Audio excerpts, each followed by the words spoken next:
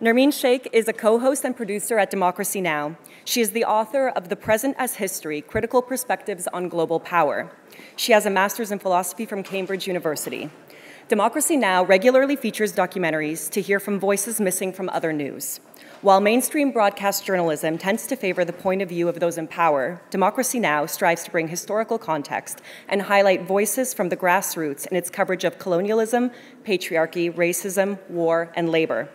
Shaikh believes in the power of documentary to explore the areas with deeper context and artistry that can lead to transformative action. She will come and speak to us and then take your questions afterwards. Let's welcome her to the stage.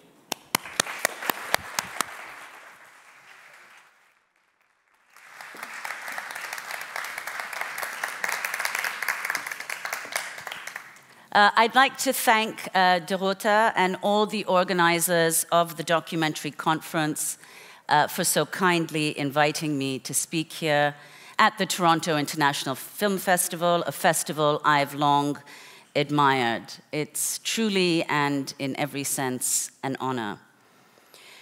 My talk will address the relationship between non-fiction cinema and Democracy Now!, the independent television and radio news hour where I work in New York City.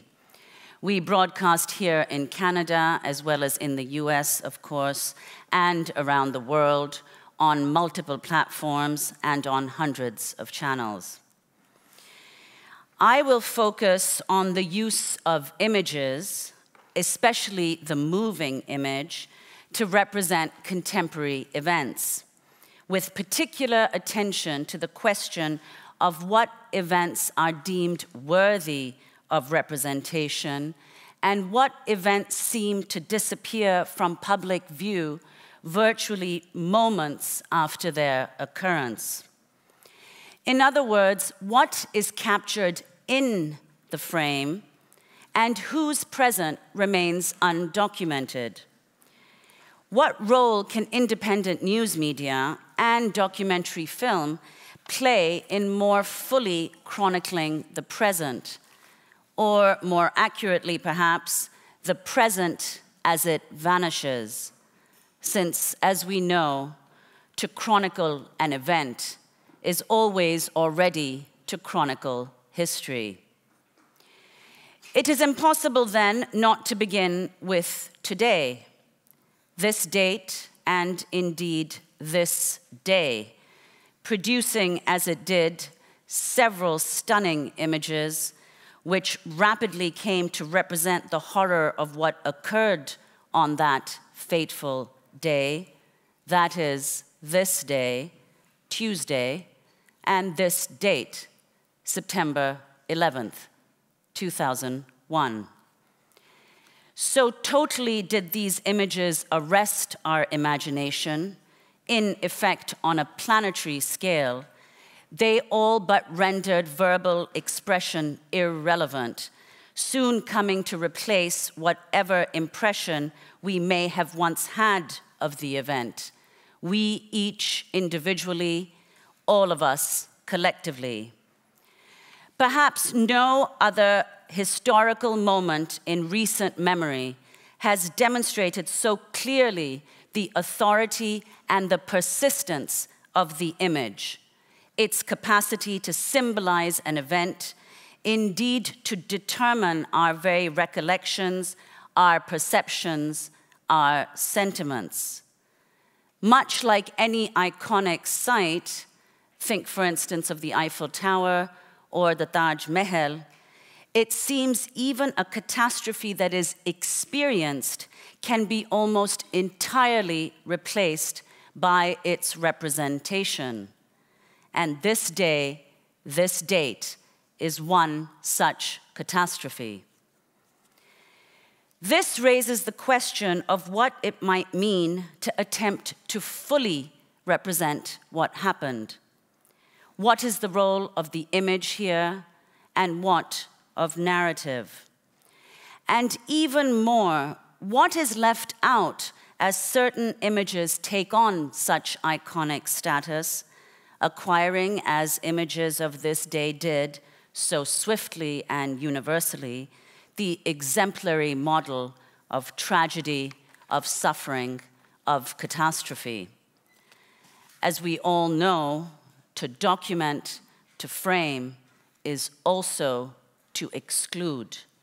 In that very moment, of course, but also in the moments that follow, determining our judgment, deciding maybe even once and for all what can and ought to be in the frame.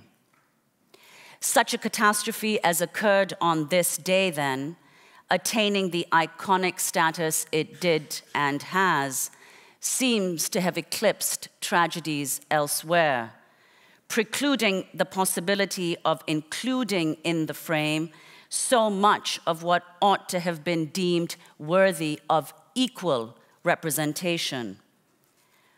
Where, for instance, are the representations of the many horrors that this event inaugurated? Horrors that have far from diminished, indeed have multiplied in places of the world incapable of generating images of comparable iconic status in our shared imagination.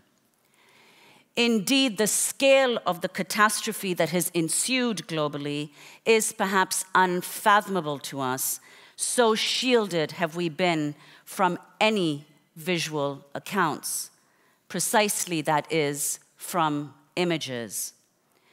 Unlike the catastrophe of this day, then, we cannot say it unfolded before our very eyes, however incredible that may be, since such an assertion can and has been made by not only those most proximate to the devastation, downtown Manhattan, but indeed by people all across the earth, from the point of its occurrence to places most distant from it, from Buenos Aires to Durban, Paris to Cairo. And that is the force of the image. In other words, the force of what the frame captures. But the resulting catastrophes around the world remain no less so for having occurred, one can almost say, outside the frame. How is one to know, then, in the absence of the image?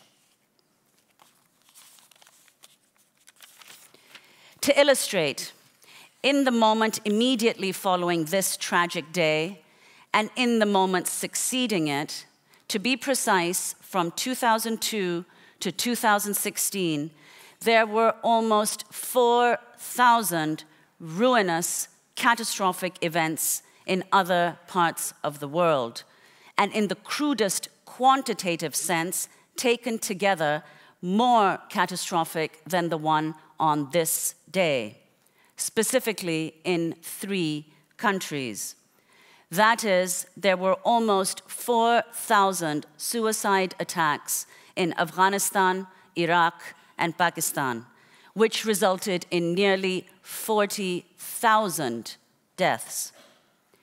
These events were obviously as terrorizing and exceptional as the originary one on this day. Very much like this catastrophe and very much against our prejudice, these 4,000 events occurred in places equally untouched by such violence, having witnessed only 2 such attacks in the decades before 2001. The fact of this erasure is all the more disgraceful since these 4,000 catastrophes cannot be separated, so to speak, from the one on this day. But we know very well that for an atrocity of any name to break out of its immediate constituency and become a subject of global attention, it must be regarded as something of an exception, which is, of course, very different from being an exception. We should reflect here, too, on the double meaning of the verb regard in French, regarder, which means both to consider, but also to look, to watch, as in at a face, an event, an image. These catastrophic events were an exception. How, after all, can the leap from 2 suicide attacks to 4,000 be regarded as anything but an exception, even as we may assume these benighted, distant lands have experienced and produced little else than such brutal, self-annihilating terror? But where are the images that testify to these catastrophes?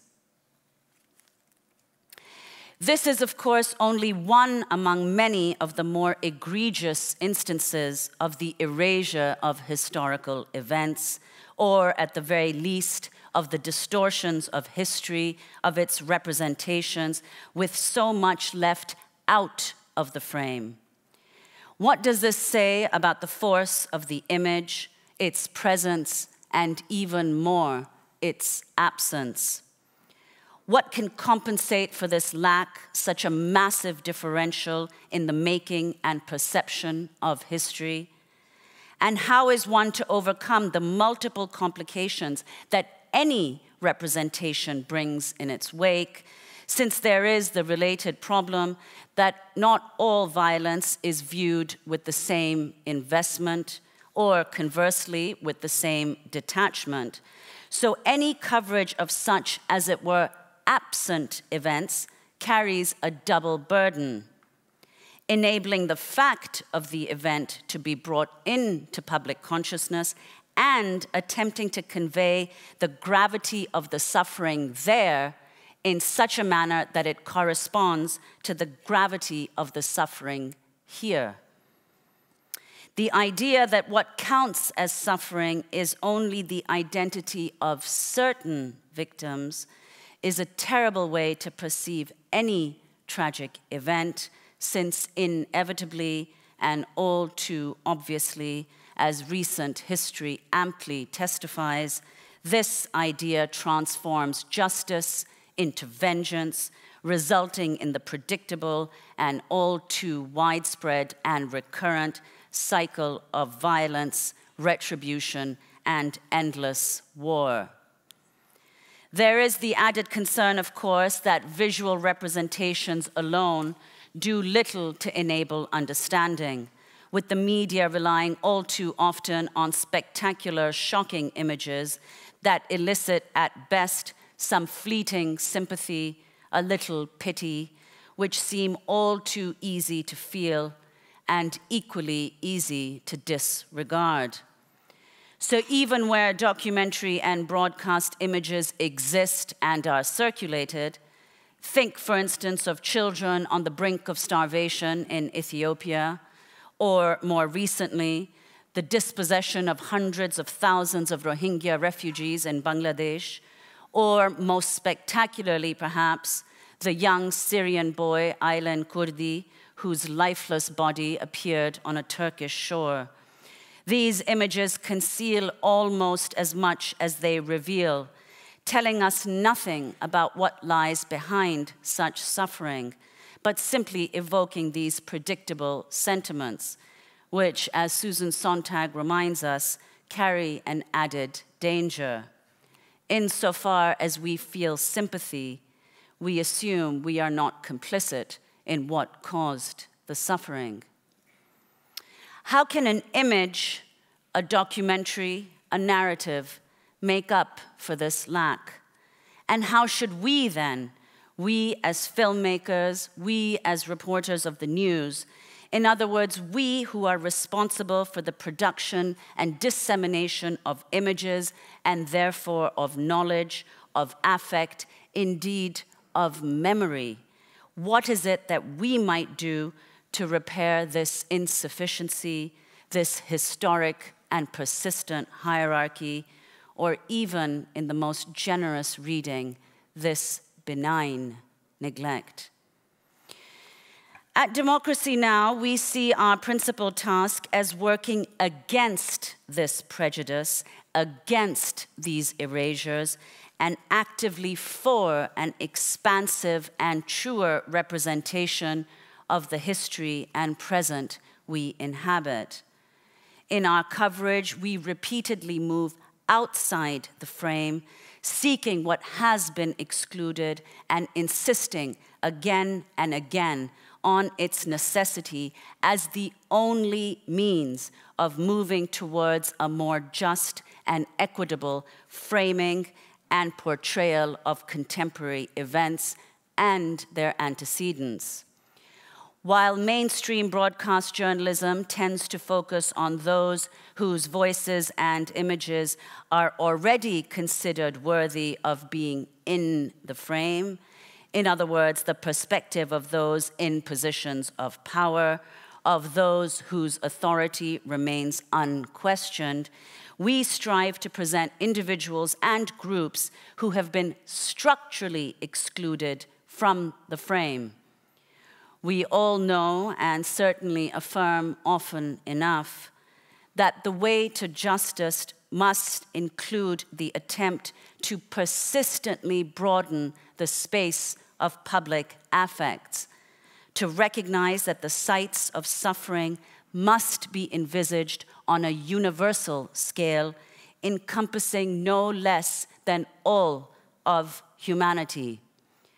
By disseminating both underrepresented images, these in fact erased images, together with equally erased speech of those who have indeed been erased from memory, from history, from the present, Democracy Now! Opens the possibility of rendering history more fully and hopefully more justly. To supplement our work, we regularly feature documentaries that similarly move outside the frame and highlight such voices, such images. We recognize that documentaries are an urgently needed form to elaborate and explore substantive issues, since they remain relatively free of the structural constraints of daily news, the sheer proliferation of events that need to be covered, and of course, the limits on time. Democracy Now! Broadcasts live from the Sundance Film Festival every year to identify such documentaries, with particular attention to those that play with both form and content in ways that correspond to the difficulties of representation in any form. Democracy Now! Had its origins in radio broadcasts, so we're already inclined to rely more on narrative than on visual representations in our format and production then, rather than presenting spectacular images. Democracy Now! Enables wide-ranging conversations and analyses of the social, economic, political, and historical contexts that have produced present structures of exclusion and power. Given this focus, then, one could almost say Democracy Now! Loves a good documentary, but rejects documentaries that focus principally on conventional narrative or on that which is already in the frame. One of the most stunning examples of such a documentary is Hubert Zauper's remarkable film, We Come as Friends, which incidentally received the first Werner Herzog Film Award in 2016. The film focuses on South Sudan and examines one of the most egregiously neglected issues of our time, the persistence and enduring effects of colonialism. Highly innovative at the formal level, the film depicts the various groups intent on exploiting the country's resources and determining its course, all in the name of friendship, as it were, and hence the title, We Come as Friends. The film had its North American premiere at Sundance, where we interviewed Zauper. Given the density of the film, both in terms of its content and form, we invited Zauper back to our studio for a longer conversation when the film opened in New York City. We'll play a clip now, the European trailer of the film. So that was Hubert Zauper's We Come as Friends, which Democracy Now! Featured twice on the show in 2014 at Sundance and 2015 when the film opened in the US. Another issue that's remained largely outside the frame has to do with the fatal consequences of limiting access to generic drugs worldwide. A documentary film called Fire in the Blood examines the widespread reach and dominance of pharmaceutical corporations, backed, of course, by the most powerful state in the world, that use patent laws to set the price and determine the terms of distribution for life-saving medicine.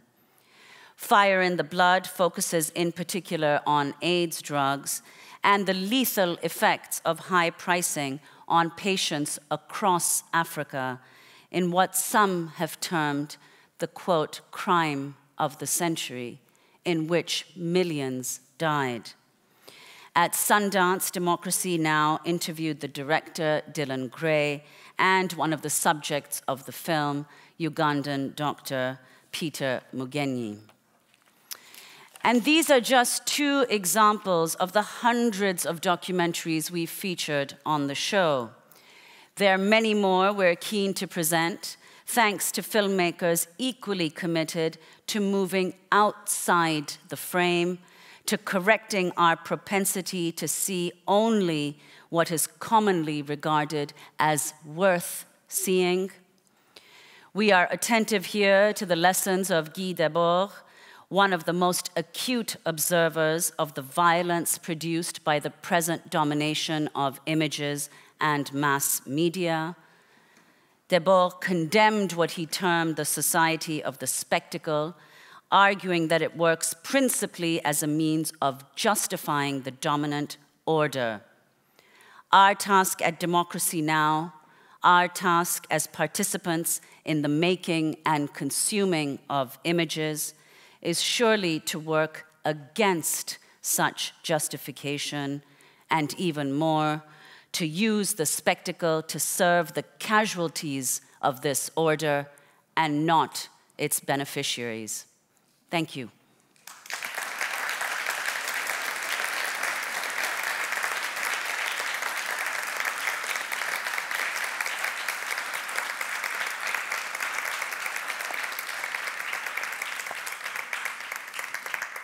Thank you. So I'm willing to take some questions for a few minutes. And if you have a question, if you could just raise your hand, and there are volunteers here with microphones who will bring the microphone to you.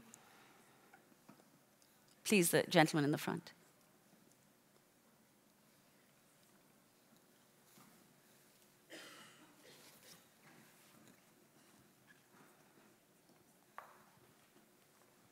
Yeah, hello. I'm just wondering if you could comment on people who are... Sorry, would you mind standing up? They've asked us to ask the speakers to do that. Thank you. I'm wondering if you could comment on people who are outside the frame, documenting things themselves. They're doing, there's a lot of that. You know, filming things that happen, you know, whatever they are, and I've seen a lot of that. I know people who've done that, and using social media, putting things on Facebook, putting things on WhatsApp or whatever. You know, and it's a constant flow. You know, people filming something, putting it on WhatsApp, sending it to hundreds of people, and those people send it to other people. I was just wondering if you could comment on that thing that's going on. No, that's a very good question, and obviously that's something very recent, where social media has made it possible for people, as you say, people outside the frame to create their own frame.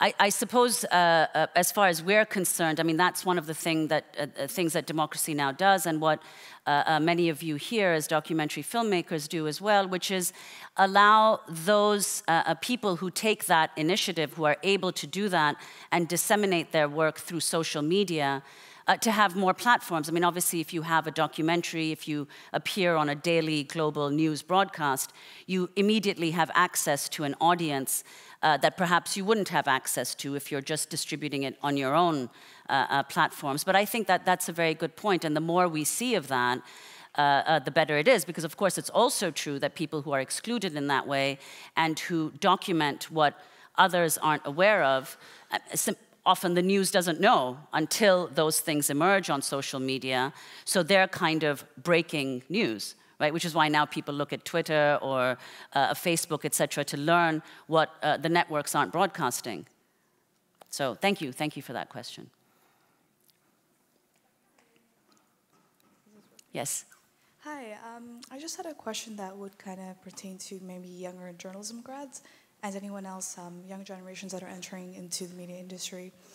How would you see kind of, I don't know, journalism students or reporters kind of combat this this lack of representation? Do you see new media networks coming out? Do you see more entrepreneurship in media that could be a solution to some of the problems you addressed?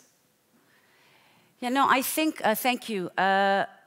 I think, again, much like the social media question that this gentleman asked, I mean, the more we have, the more independent media we have, the better it is. Because I do think that it's in independent media where these stories can be told. Because if you look at broadcast media, if you look at the standard reporting of events, it's not that those events aren't being covered.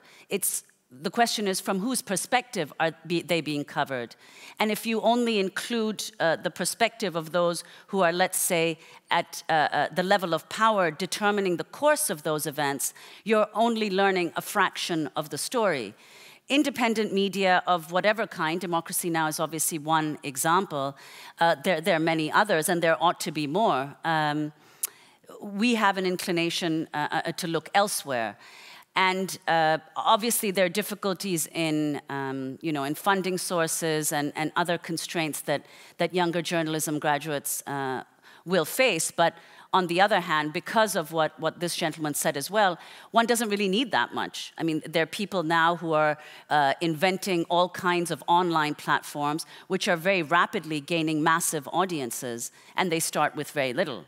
I mean, Amy Goodman also, I mean, she started Democracy Now! As a very modest enterprise, a radio program, and then it's become this massive global platform, both online, on radio, on television. We're now on almost 1,500 channels. And you think, I mean, she literally started in like a broom closet, somewhere in downtown Manhattan. So.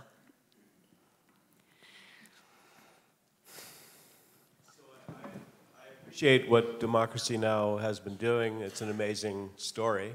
But I guess it gets down to something that you just mentioned a bit of, which is the question of where's the money. As much as my colleague down below asked the question about going ahead and making it yourself and distributing it on social media, the reality is that's too easy for people to say that's not real or you don't ever get a chance to see it.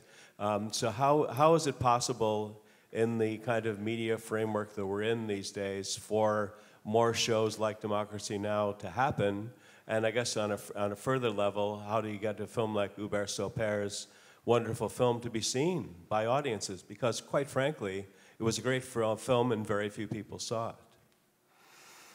Yeah, I mean, that latter point is, obviously that's very sad. And that works not just for documentary films, but also for fiction cinema, that cinema that tends to be more, as it were, serious, or tells the story of people that, perhaps mass audiences aren't fantastically interested in hearing. It's a massive problem. But as far as the, Democracy Now!, if one takes that as an example, we always say we're like Bernie Sanders' campaign. We have like millions of supporters who give very little money, very little, few donations, and that's worked very well for us. Now, I can't say, I don't know how that could be replicated elsewhere, but I absolutely, I mean, I agree with you that we need more, and it's by no means more independent media of this kind, more films like Hubert Zauber's film. I mean, Hubert also, it was his film prior to this one, Darwin's Nightmare, did very well, in the standard circuit. So that obviously got massive distribution, or, I mean, massive within the frames of, documentary film. And as a result, this film was released in far more theaters than would have otherwise been the case if the first film, if Darwin's, that wasn't his first film, but the one right before this one, hadn't been received as well as it had been. So I don't know, I mean, how does one produce more independent media? I don't know. I guess it's a combination of perseverance and luck.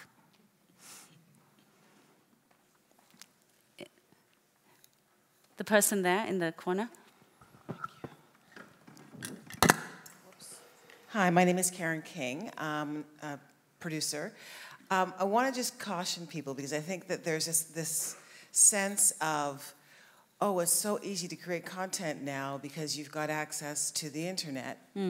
And what happens is that a double standard is created where the white producers can go off and get access to the money to make the content, and producers of color, Aboriginal people, people with disabilities are supposed to go and do it themselves on the internet. And in this country, we've had a history of a double standard with multicultural television on Saturday mornings where producers are given airtime and no money to make their content. And we've learned that that means that diversity and multiculturalism is less than. So the exceptions that we see to the rule, whatever those success stories are often touted as, okay, well, that's the avenue. That's the web series is the avenue to access, and go do that because that'll be how you get your story told.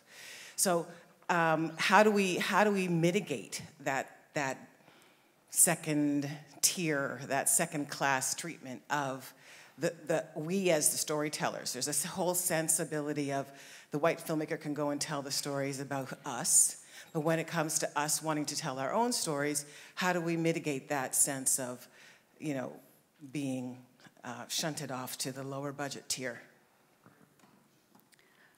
Yeah, no, that's an excellent point. Thank you for making it. I mean, I don't know whether it's naive to believe in some kind of progress, but let's just say that what you're pointing out is a prejudice that holds, across the board, and to the extent that we recognize that, for instance, women faced these kinds of structural constraints, face to this day, these kinds of structural constraints in producing their own content, being the tellers of their own stories.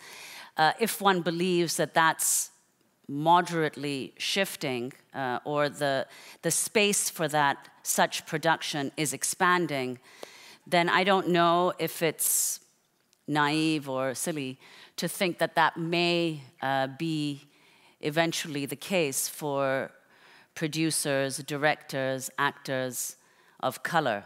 I don't know what steps could possibly be taken. I suppose individually one can do what one can, and then hope that it becomes, that there's some kind of solidarity across the different, groups of people whose voices have not been equally represented, and that might alter the conditions of production at some point. When, if, I don't know. Time. Thank you very much. Thank you.